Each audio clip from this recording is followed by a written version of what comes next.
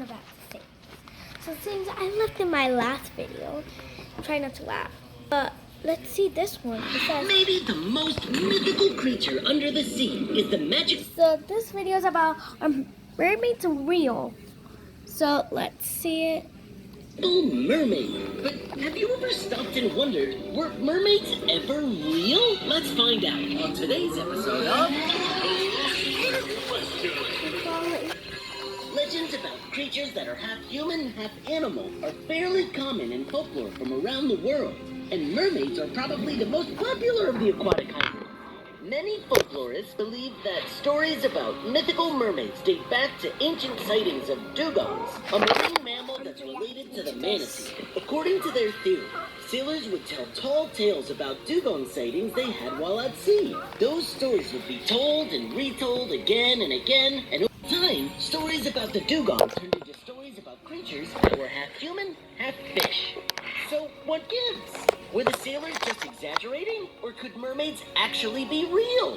Well, sadly, no. Mermaids aren't real.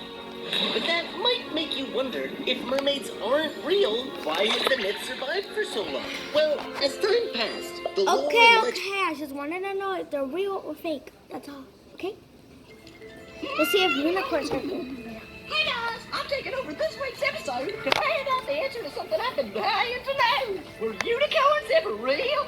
Oh, please say yes, please say yes, please say yes. I can't wait to find out on today's episode of The Lost Questions. Well, Mr. Blue Unicorn Guy, did you know that the first known tales of the mythical unicorn date back thousands of years to ancient Greece?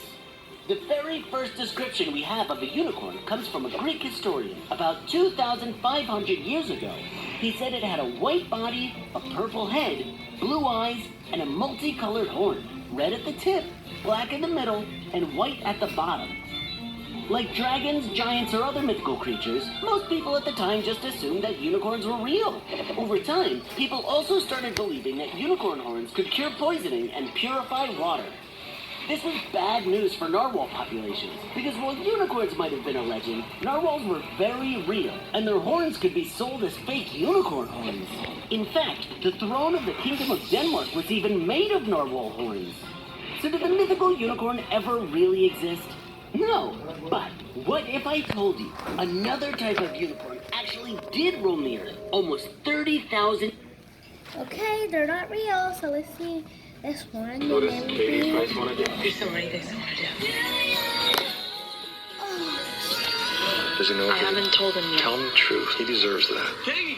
We were never gonna work. We're not. Nowadays, you can't walk into a kid's store without seeing a clear divide. Boys' stuff is blue and girls' stuff is pink. This is so ingrained in our culture that we hardly even notice it. But that wasn't always true. In fact, it used to be the opposite. So when and why did pink and blue become girl and boy colors? Let's find out on today's episode of... Cluster Question! For centuries, all kids wore dresses and grew their hair long until the age of 6 or 7. This wasn't just because little kids look adorable in dresses, it was for practical reasons. Toilet training was much easier in a dress and diapers, since the fasteners that held up pants in those days weren't easy for kids to use. On top of that, it took kids much longer to grow out of a dress than a pair of pants, which meant parents didn't need to spend as much money on clothes for their kids. Around the mid-1800s, children's clothes started hitting the shelves in pastel colors like pink and blue, but they weren't intended to be gender-specific. By 1918, that had changed. The general rule at the time was pink for boys and blue for girls.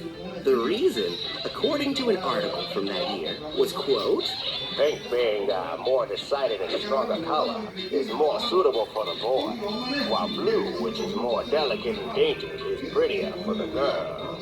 That's right. Less than 100 years ago, our idea of pink and blue was the complete opposite. So, when did... I already seen that. When I see the rest, go to Cluster Questions.